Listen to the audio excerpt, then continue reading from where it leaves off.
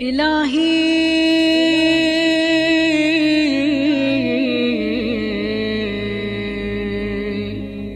ما أنا بأول من عصاك فتبت علي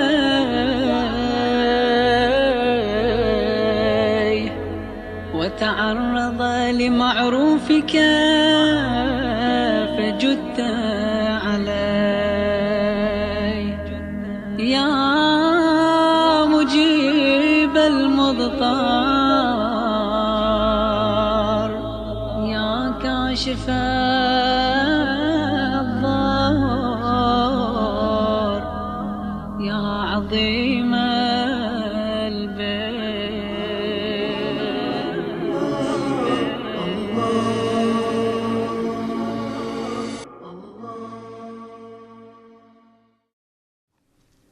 أعوذ بالله السميع العليم من الشيطان اللعين الرجيم. بسم الله الرحمن الرحيم. الحمد لله بارئ الخلائق أجمعين باعث الأنبياء والمرسلين، ثم الصلاة والسلام على أشرف المرسلين حبيبي وحبيب إله العالمين أبي القاسم المصطفى محمد وعلى آل بيته الطيبين الطاهرين وصحبه المنتجبين. Mes chers frères et sœurs, assalamu alaikum wa rahmatullahi ta'ala wa barakatuh. Comme vous le savez bien, nous sommes dans le cadre du dogme islamique concernant la croyance musulmane. Nous avons comme pour thème, nous allons essayer aujourd'hui d'aborder ce thème, la connaissance de la religion et aussi les principes fondamentaux de la religion, Inch'Allah. Aujourd'hui, mais avant de commencer, mes chers frères et sœurs, il est important que nous puissions vous rappeler de ces points importants et prépondérants pour notre propre création et notre évolution. L'être humain, Allah subhanahu wa ta'ala l'a créé de deux entités différentes. Il y a le premier qui est physique, qu'on appelle le corps de l'être humain, le corps physique. Il y a aussi la deuxième entité qui est l'esprit. Donc cette création a été faite de la part d'Allah subhanahu wa ta'ala et visant réellement des objectifs bien précis dans cette création. Donc il est important, mes chers frères, étant bien des créatures d'Allah subhanahu wa ta'ala et se retrouvant dans cet univers, l'être humain réellement, il n'a pas été créé, comme nous avons dit, sans objectif, mes chers frères et sœurs. Bien sûr, il a été créé pour un objectif bien précis de la part d'Allah subhanahu wa ta'ala. Et c'est pour cette raison que vous allez trouver dans le Saint-Coran, le Coran nous dit « Wa ma khalaqtul jinna wal insa illa liya'budun » n'ont pas créé les êtres humains et les djinns seulement que pour l'adoration d'Allah subhanahu wa ta'ala. Et Imam Sadiq alayhi salam, il disait « Illa liya'budun » afin qu'ils puissent m'adorer. Il dit qu'enfin qu'ils puissent connaître Allah subhanahu wa ta'ala. En réalité, dans ce cadre-là, nous avons été créés pour un objectif bien défini, mes chers frères et sœurs. Donc, lorsque nous venons dans cette vie, dans le monde ici-bas, nous avons une mission précise. Et cette mission doit s'effectuer, mes chers frères et sœurs, dans un cadre bien précis. Donc, on parle réellement aussi, dans un autre langage, de la religion. La religion, qu'est-ce qu'est réellement la religion? Quelle est la nécessité de la religion pour les êtres humains? Et qu'est-ce que la religion peut apporter à l'évolution spirituelle, l'évolution sociale, économique, et j'en passe, à l'être humain, mes chers frères et sœurs? Alors, lorsqu'on parle de la religion, il est important, mes chers frères et sœurs, que nous puissions venir réellement sur la définition de la religion, comment elle a été définie, bien sûr, par les savants du passé et de nos jours, mes chers frères et sœurs. Donc, lié aux principes fondamentaux de la religion. Donc, en réalité, lorsqu'on veut parler de trouver le mot exact dans l'arabe, dans la langue arabe, nous allons trouver ad-din lorsqu'on parle de la religion. Mais il faut comprendre que lorsqu'on parle de din, le mot din est venu maintes fois dans le Saint-Coran avec des sens différents. Le premier sens, c'est que le Coran nous dit dans la sourate 1, Bismillahirrahmanirrahim, la Fatiha, il arrive à ce verset, il dit Maliki Yawmiddin ou Maliki Yawmiddin. Il dit là, le maître du jour de la rétribution. Donc ici, Yawmuddin a été traduit par les savants comme étant bien le jour de la rétribution, le jour que nous allons essayer de percevoir tout le salaire de nos œuvres que nous avons posées dans ce monde ici-bas. Et il y a ce premier sens. Il y a aussi le deuxième sens qui nous pouvons exprimer, essayer de traduire ou expliquer le mot din dans ce verset comme étant bien la soumission totale. Regardez ce que le Coran nous dit dans ce verset. Le Coran nous dit Walladhi arsala rasulahu bil huda wa dinul haqq liyudhhirahu ala ad-din kullih walau kariha al-kafir. Généralement, vous allez essayer de revoir dinul haqq, c'est-à-dire la vraie religion. Il a essayé de donner la vraie religion aux êtres humains et c'est ce qu'on appelle ici la soumission, mes chers frères et sœurs. Dans ce verset, la religion a été expliquée comme étant bien la soumission totale à Allah subhanahu wa ta'ala. Donc, mes chers frères et sœurs, il y a plusieurs sens lorsqu'on veut parler le mot ad-din, qui est en arabe, qui veut dire quelque part, lorsque vous vérifiez dans le dictionnaire, vous allez trouver que ce mot din est traduit aujourd'hui par les savants et par les littéraires étant bien la religion. Mes chers frères et sœurs, donc il ne faudrait pas qu'il y ait une nuance entre le mot din, qui, compte tenu de son utilisation dans le Saint-Coran, avec des différents sens, et ce que nous voulons essayer de parler aujourd'hui concernant cette religion qui a été définie aussi par les savants. Les savants ont essayé dans le passé, que ce soit les savants musulmans, que ce soit les savants non musulmans, des savants religieux et les savants non religieux, ont essayé d'apporter une définition à la religion, ad-din. Ils ont essayé de dire que la religion, ce n'est rien d'autre. C'est l'ensemble de cette croyance de l'être humain à une chose. Vous voyez? À une chose, que cette chose soit une chose créée, ou les créateurs, etc. Mais à une chose bien donnée et précise. Donc, a été expliqué par les savants de telle manière, de façon générale. Mais aujourd'hui, les savants musulmans et les savants aussi récents ont essayé d'apporter un plus à cette définition. On dit que réellement pour mettre en cause la définition précédente des savants et effectivement qui les ont précédés dans cet âge. Donc il parle de cette religion comme étant bien l'ensemble des croyances que l'être humain a, aussi l'éthique que l'être humain a dans sa vie quotidienne. C'est l'ensemble des éthiques et le respect de la culture dans laquelle l'être humain vit. Vous voyez, l'environnement dans lequel l'être humain vit, mais pour son évolution, son épanouissement spirituel et physique. Je vais parler de physique, de matériel, économique et social.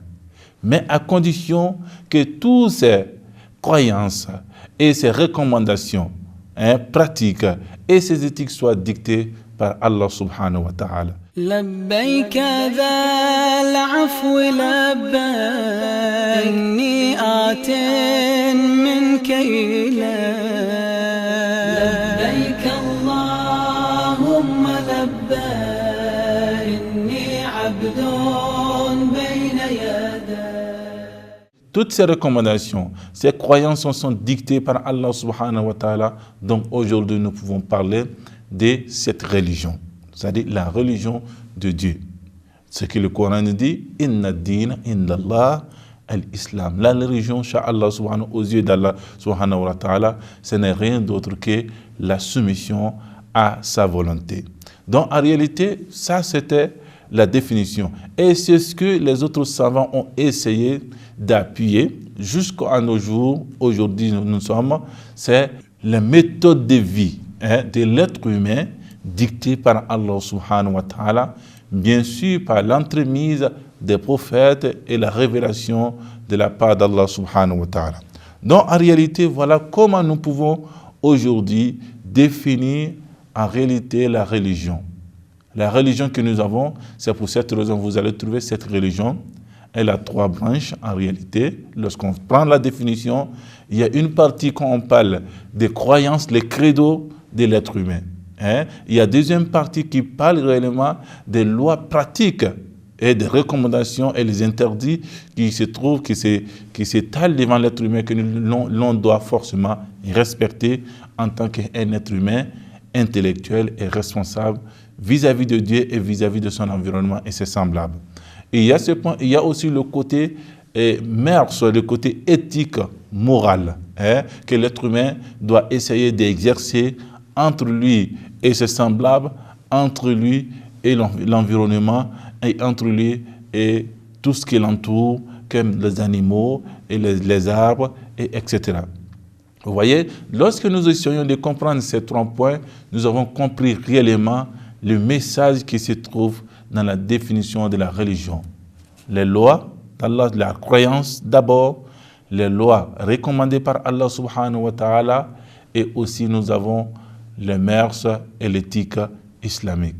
Voilà comme ce que nous pouvons donner comme des éléments nécessaires pour pouvoir mieux comprendre la définition de la religion ou la religion telle qu'elle a été définie aujourd'hui par les savants. Et nous devons essayer de voir, mes chers frères et sœurs, ces côtés. Ce qui est plus intéressant, et c'est ce que nous voulons parler dans cette émission, dans la leçon que nous voulons essayer d'aborder avec vous. Inch'Allah, nous serons avec vous pendant ce temps. Ce n'est rien d'autre que de parler les principes fondamentaux de la religion. Vous voyez, mes chers frères et sœurs, Inch'Allah, que Dieu nous accorde la force nécessaire pour pouvoir mieux aborder ce sujet et éclaircir plus de plus, Inch'Allah, avec l'assistance divine, les téléspectateurs et les frères et sœurs qui nous regardent, mes chers frères et sœurs. Il y a aussi, on parle réellement, comme je viens de dire tantôt, des usul-din. Il est important, avant de parler des principes de base et fondamentaux de la religion, nous devons essayer de parler d'abord de la religion, de quoi il s'agit. Et nous avons défini la religion, et ici on parle des principes de base de la religion. Principes de base de la religion, aujourd'hui, et si, mes chers frères et sœurs, nous voulons mieux comprendre ces principes de base de la religion, c'est-à-dire que c'est le côté croyance de l'être humain. Vous voyez, les principes de base de la religion, c'est la croyance en Dieu, et c'est tout ce qui est conditionné par la croyance en Dieu. Inch'Allah, c'est ce qui veut dire réellement est usul-din. Usul-din, le usul, comme on le voit ici, et tantôt c'est le nom, c'est tiré du nom asl, qui est le singulier, usul, qui est le pluriel de ce nom. Donc en réalité, le singulier usul qui veut dire le fondement, le pilier, lorsqu'il a été traduit par les littéraires, le fondement, le pilier. Souvent on parle d'usul comme étant bien la véracité d'une chose. Vous voyez, lorsqu'on parle de l'essence de la chose, cela veut dire quelque part, quand on veut parler la véracité et le côté essentiel de cette existence de cette chose-là. Donc en réalité, c'est à l'opposé, nous avons le mensonge et de l'autre côté, nous avons aussi l'origine, mes chers frères et sœurs, ou aussi la véracité de la chose. Lorsque nous avons ces principes de base de la religion, la croyance, donc en réalité, ce sont des éléments, mes chers frères et sœurs, en tant que des musulmans, que nous devons croire d'abord à ces éléments-là. Une fois que nous avons cru à ces éléments, alors nous rentrons dans ce cadre-là, on parle de la ramification de la religion qui est appelée Furu' Donc en réalité, nous parlons aujourd'hui le fondement de base de la religion, la croyance de base de la religion. Donc en réalité, lorsque vous avez cette croyance de base de la religion, vous avez la croyance à Allah, vous avez la croyance à la prophétie du prophète Muhammad sallallahu alayhi wa sallam, vous avez effectivement la croyance aussi au jour de la résurrection, lorsque nous voulons parler de façon générale. Lorsque nous avons cela, mes chers frères et sœurs, alors il est important aussi que nous puissions indiquer qu'il y a quelle différence alors entre les principes de base de la religion et les ramifications de la religion. Lorsque vous avez les principes de base de la religion et les ramifications ou les principes de base des écoles, je vais parler des écoles, les principes de base de la croyance, de la religion et les principes de base des écoles qui existent aujourd'hui dans notre époque. Je vais parler de l'école sunnite à côté et l'école chiite. Donc en réalité, le principe de base de la religion, si nous voulons s'exprimer ainsi, celui qui croit à l'existence d'un Dieu unique, à la prophétie du prophète Muhammad sallallahu alayhi wa sallam et à la résurrection, il est accordé comme étant bien un musulman. Il est musulman, mais ce qui va faire cette différence entre celui qui est musulman et étant bien qui ne rentre pas dans le cadre de l'école chiite, et c'est ce qui est la différence des principes de base qui existent dans l'école chiite et aussi l'école sunnite. Le principe de base fondamentaux de la religion qui existe dans l'école chiite, non, en réalité, on l'ajoute sur ces 3 points. Je vais parler de l'unicité de Dieu, je vais parler de la prophétie du prophète Muhammad sallallahu alayhi wa sallam, je vais parler de la résurrection et plus l'imama, c'est-à-dire la succession légitime du prophète Muhammad sallallahu alayhi wa sallam, ou aussi la justice divine. Lorsque vous croyez en ces 3 points, l'unicité de Dieu, la prophétie du prophète Muhammad sallallahu alayhi wa sallam, la résurrection, lorsque vous croyez à ces points, vous êtes automatiquement appelé musulman. Non? Effectivement, aujourd'hui. C'est bien, en réalité, toutes les religions qui ont précédé l'islam sont venues essayer de promouvoir ces points-là. Mais aujourd'hui, mes chers frères et sœurs, le côté de l'école et le côté de dîne, en réalité, nous devons faire la part des choses.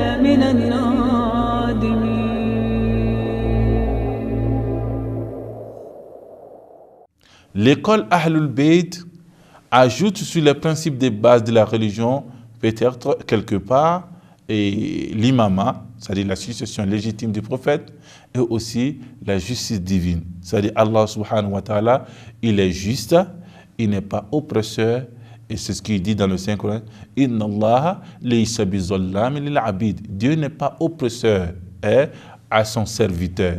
Vous voyez? Donc, en réalité, cela rentre dans le cadre de le principe de base, des principes fondamentaux de la religion musulmane, la version chiite. Sur la version sunnite, nous avons seulement que At-Tawhid, nous avons seulement que la prophétie, nous avons aussi la résurrection. Donc, la part des choses, les choses sont claires là-dessus, Inch'Allah. Maintenant, effectivement, mes chers frères et sœurs, il y a quelle différence qui existe entre les principes de base de la religion, les principes fondamentaux de la religion et aussi la ramification de la religion. Principes fondamentaux est basé sur la théorie et la croyance. Vous voyez? Mais de l'autre côté, la ramification est basée sur le côté pratique de la religion. Vous voyez? Donc, en réalité, mes chers frères et sœurs, vous ne pouvez pas pratiquer le côté pratique, le côté, comme on peut dire, ramification de la religion, sans pourtant croire à ces principes fondamentaux de base de la croyance. Donc, il est important, mes chers frères et sœurs, que nous puissions réellement mettre un accent sur ces côtés. Et l'être humain, dans ce sens-là, à la recherche de Dieu, à la recherche de la véracité du prophète Mohammed, à la recherche, si je veux dire, la résurrection, à la recherche aussi de l'imamat, à la recherche de la justice divine, mes chers frères et sœurs, nous sommes censés d'utiliser notre propre intellect, la raison, pour pouvoir découvrir et connaître Dieu. Bien sûr, souvent, si nous n'avons pas des éléments nécessaires, nous pouvons essayer de demander l'assistance à ceux qui nous entourent comme étant bien connus comme des savants, des spéciaux à cette matière. Donc, il est important, mes chers frères et sœurs, que nous-mêmes, en tant que l'être humain individu, nous devons partir à la recherche de Dieu. Avec notre intellectuel, avec les éléments que nous avons, pour dire que non, nous sommes aussi les effets, il y a forcément une cause. Nous sommes créés, je ne suis pas créé de moi-même, il y a forcément un créateur. Ici, je mène une vie et cette vie ne m'appartient pas, je dois mener cette vie et circoncis dans un temps bien donné. Donc, mes chers frères et sœurs, l'être humain, il y a des lois qui sont exigées à l'existence de l'être humain. Donc, la succession des jours et la nuit, donc, etc. Le fait d'avoir ce besoin naturel inné en l'être humain, de la nourriture, de logis, et etc., d'être sécurisé, mes chers frères et sœurs, l'être humain alors a besoin aussi de la religion et a besoin aussi de la connaissance de celui qui a révélé la religion à l'humanité. Donc, Allah subhanahu wa ta'ala est l'existence de Dieu, mais il doit forcément partir seul et à la recherche de Dieu. Donc, il est important, mes chers frères et sœurs, que nous puissions partir à la recherche de Dieu, nous puissions partir à la recherche de la prophétie en tant que telle. C'est pour cette raison Allah subhanahu wa ta'ala a dit que l'être humain a été créé sur cette nature innée, c'est-à-dire il est imprégné à lui la connaissance de Dieu. Il est à la recherche de Dieu, il va être sécurisé dans sa création, les dimensions tenant compte réellement des différentes dimensions. Je vais parler de l'esprit et le physique de l'être humain. Et c'est pour cette raison, mes chers frères et sœurs, que nous devons partir à la recherche de Dieu, connaître Dieu, mieux même connaître Dieu, et accepter la prophétie du prophète Mohammed sallallahu alayhi wa sallam, et aussi se dire que tout ce que nous faisons sur cette terre doit être rétribué. Nous devons recueillir réellement les récompenses et les salaires de tout ce que nous posons comme acte dans ce bas monde, que ce soit mauvais ou bien, que nous soyons des agents bienfaiteurs ou malfaiteurs. Donc Allah subhanahu wa ta'ala, il a mesuré toutes choses, il a créé toutes choses avec des objectifs bien donnés et il est clairvoyant, il est sage et omniscient. Et dans ce cadre, mes chers frères et sœurs, vous allez trouver qu'il peut y avoir en réalité des différences entre les savants concernant les fondements de base de la religion. Regardez même dans le cadre chiite, vous allez trouver dans le livre El-Hidayah de Cheikh Sadouk, il va essayer de vous relater effectivement les principes de base de la religion. Il va vous dire At-Tawhid, il va vous dire la prophétie, il va vous dire aussi l'imamat. Il s'est limité seulement à ces 3 points. Mais lorsque vous allez chez Cheikh Tousi, dans son livre Al-Kitab Al-Ghaiba, l'occultation, vous allez trouver, en réalité, il passe des principes de base, les 5 principes de base de la religion. Je vais parler de l'unicité de Dieu, je vais parler de la prophétie, je vais parler effectivement de l'imama et je vais parler aussi de la résurrection et aussi la justice divine. Inch'Allah, mes chers frères et sœurs, notre entretien va se porter sur ces 5 éléments. Inch'Allah, et nous allons essayer de vous détailler en fond ces 5 éléments et qui sera, Inch'Allah, les thèmes principaux de notre entretien, Inch'Allah. Donc, en réalité, mes chers frères et sœurs, lorsque nous avons ces éléments, et tant bien lorsqu'on parle de Usul-ud-Din, on parle de les fondements de base de la religion, nous devons comprendre aussi, chacun de nous doit essayer de chercher à mieux connaître Dieu, à mieux connaître le prophète Mohammed sallallahu alayhi wa sallam, même s'il n'est pas parmi nous, et aussi à mieux connaître réellement qu'après lui, il y a un successeur, selon la version chiite de notre version, il y aura forcément un successeur, et après lui, encore réellement, tout acte que nous allons poser, nous serons ainsi récompensés par Allah subhanahu wa ta'ala selon les valeurs de ces actes-là, si ces actes-là sont positifs, et nous serons récompensés positivement. Si ces actes-là sont négatifs, nous serons récompensés que si nous nous en gardons négativement, mes chers frères et sœurs. Donc, en réalité, en résumé, nous voulons essayer de vous parler, mes chers frères et sœurs, de le fondement, les croyances de base de la religion. Donc on parle de Usuluddin et chacun de nous est censé être appelé à mieux connaître Dieu et partir vers la recherche de Dieu, l'existence de Dieu, connaître les attributs de Dieu, et etc. Et essayer de connaître mieux la prophétie et aussi les éléments aussi qui sont liés et les points qui sont liés à cette prophétie et l'imamat aussi, la succession du prophète Mohammed sallallahu alayhi wa sallam. Aussi, nous devons connaître aussi al-mi'ad quand on parle de la résurrection et la justice divine. Pour Dieu que lui, Dieu Allah subhanahu wa ta'ala, il fait partie de sa sagesse qu'il soit juste envers ses créatures.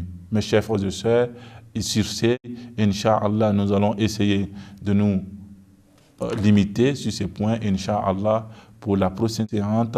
Wa assalamu alaikum wa rahmatullahi ta'ala wa barakatuh.